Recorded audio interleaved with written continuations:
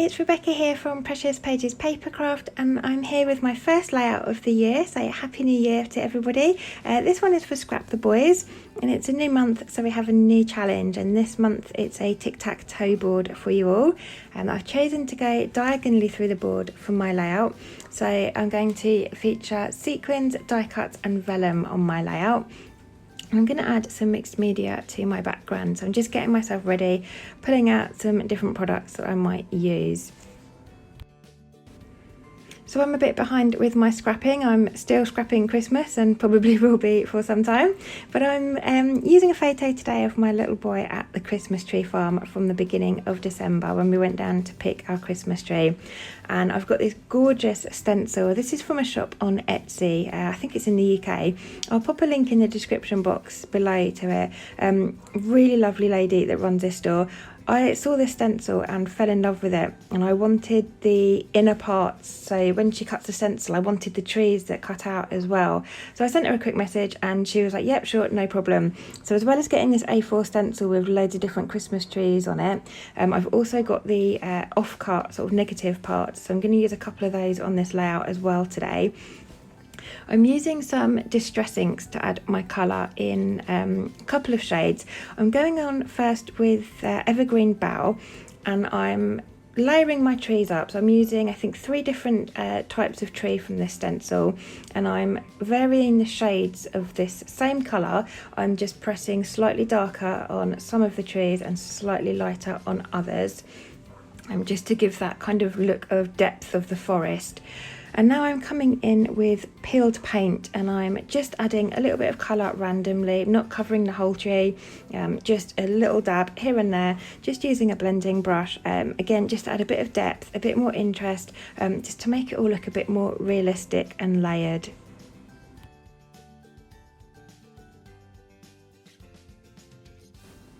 I really love how this turned out, really happy with it. It's kind of how I imagined it in my head, but you know when you get an idea sometimes and then you've got to try and make it work on paper and you're not too sure how it will look. Well, this actually looked pretty much how I'd imagined it, so really pleased with my background there. And these are those off-cut trees I mentioned, so they are cut from mylar, so the same material that the stencils are made from, and I'm going to use them as embellishments on the page today. So I've got this Nouveau Glacier paste, the colour is called Green Envy, and it's a lovely green colour with silver glitter kind of ground up inside it, so it's quite shimmery and sparkly.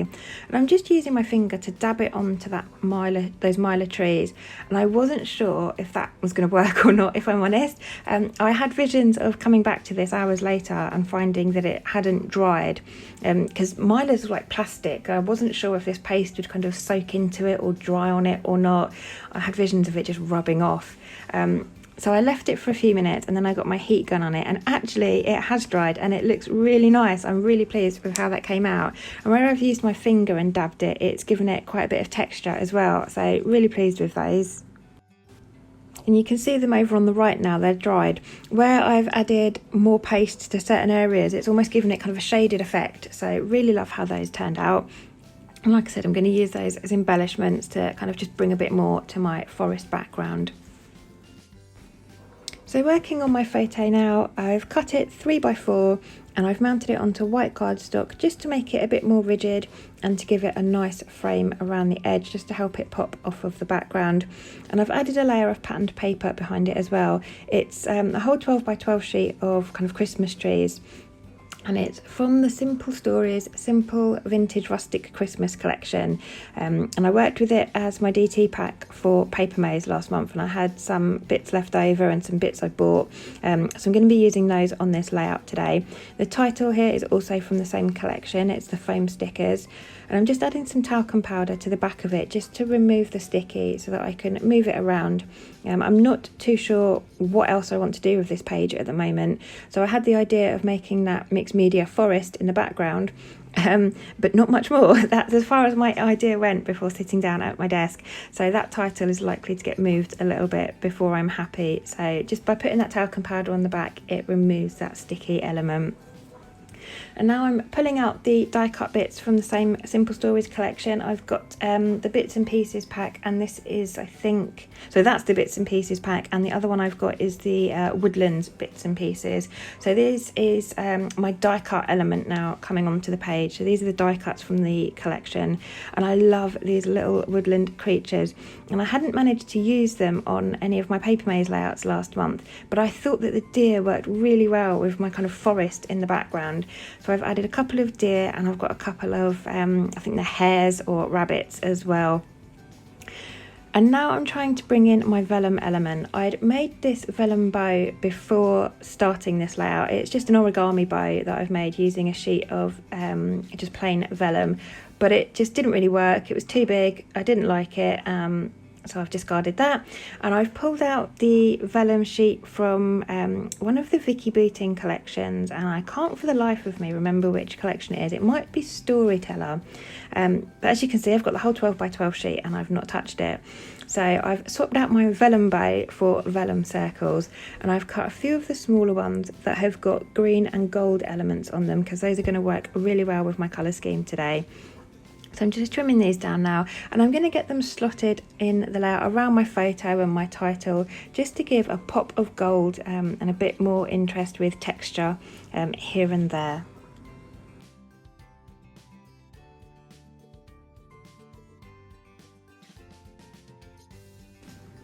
And I love how this is looking. I'm going to keep my title over on the left there, and then to help balance it out, over on the right I've added some more Christmas trees, because you can never have enough Christmas trees, and that's from the foam stickers sheet as well. So I've decided I'm happy where things are sitting, and I'm going to get committed and stick things down now. So I've added some foam behind my photo. I always like to do that. Just helps to raise your photo up, keeps it the focal point of your layout, just helps it to kind of pop and not get lost on busy backgrounds. So I always raise my photos up on foam. And I'm just using some quick dry tacky glue now to get everything stuck in place. And I used that same glue on those Myla Christmas trees as well, and actually they've stuck really well, so really impressed with how they've stuck down. I wasn't sure what I was going to do with those when I asked the lady for them. I thought I might just use them as stencils to create sort of backgrounds, kind of negative backgrounds if you like. But actually I really like how these have turned out with that paste on, so glad I've got a few more of those. Just getting all my die cuts stuck down now, and those vellum circles, again just using that PVA glue.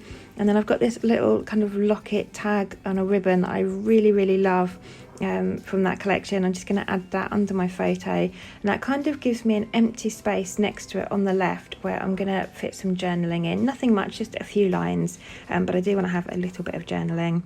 And now I'm bringing in my sequin element. So this is the gold medallion pack from Spiegel Mum Scraps. It's one of the newer packs, and it's a lovely gold mix, different shades of gold, some iridescent, some matte, darker, lighter, so many different shades. It's a beautiful mix.